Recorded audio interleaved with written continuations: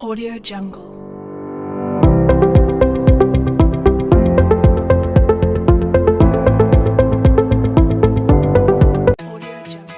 Assalamualaikum warahmatullahi wabarakatuh.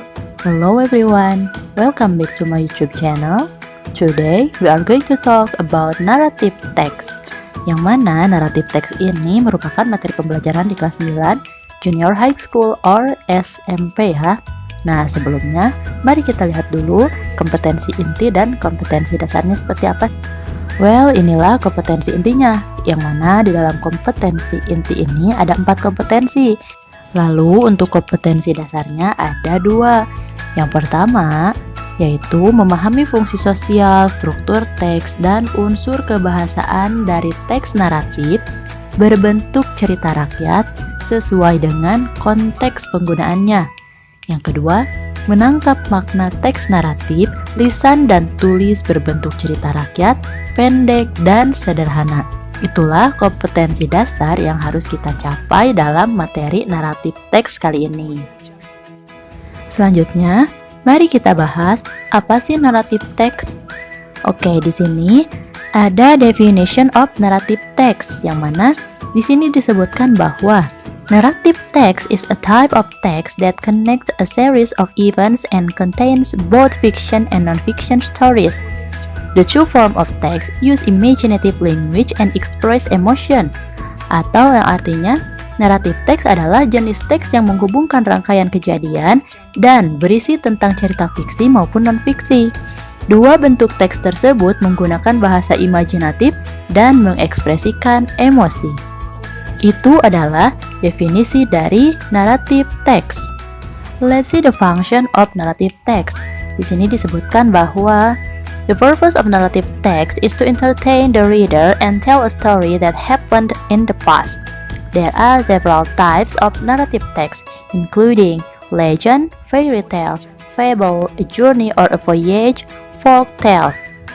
Atau artinya, tujuan atau fungsi dari naratif teks ini adalah untuk menghibur pembaca dan menceritakan kisah yang terjadi di masa lampau.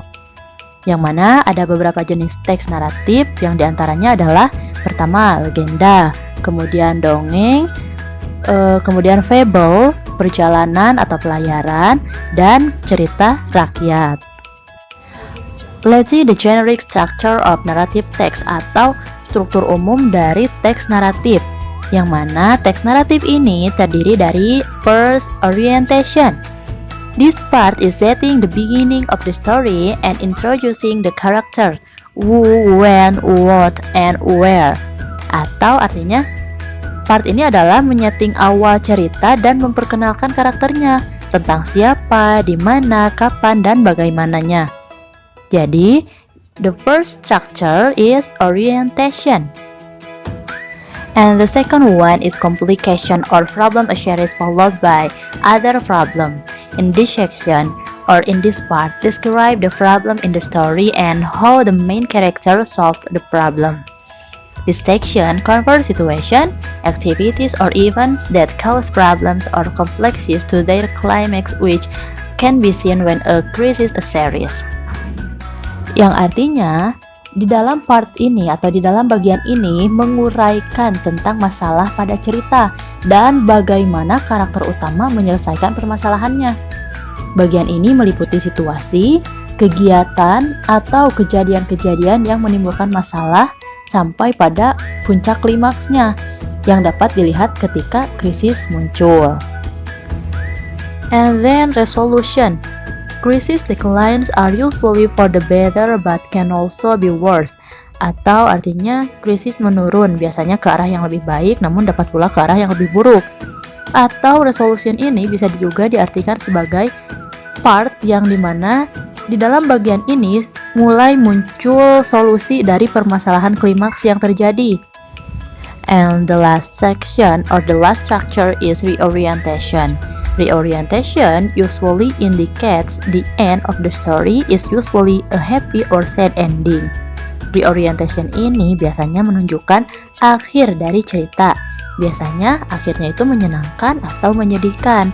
Namun, reorientation ini sifatnya opsional atau bisa ada, bisa juga tidak ada. Kadang cukup saja dengan ketiga part yang sebelumnya. Yang pertama adalah reorientation, kedua complication, and resolution.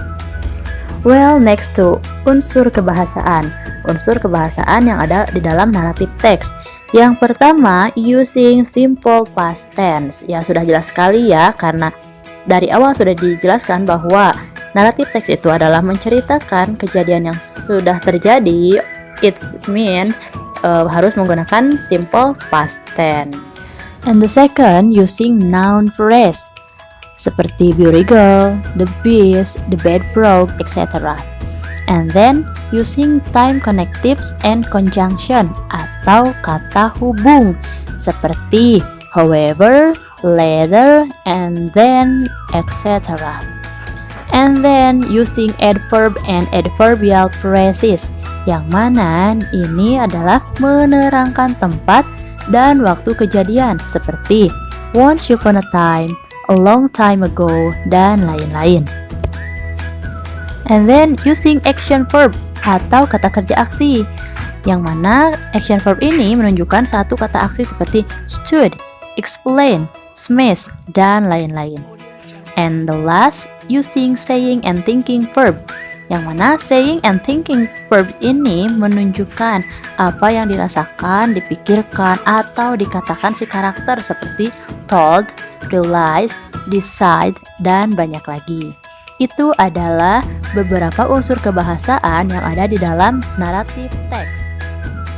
I have an example of narrative text and the title is Sangkuriang. Di sini sudah ditandai ya mana bagian orientation, complication, resolution, and reorientation. Well, maybe that's all about explanation of narrative text. I hope you can get the point from my explanation. Thank you for watching. Wassalamualaikum warahmatullahi wabarakatuh. See you.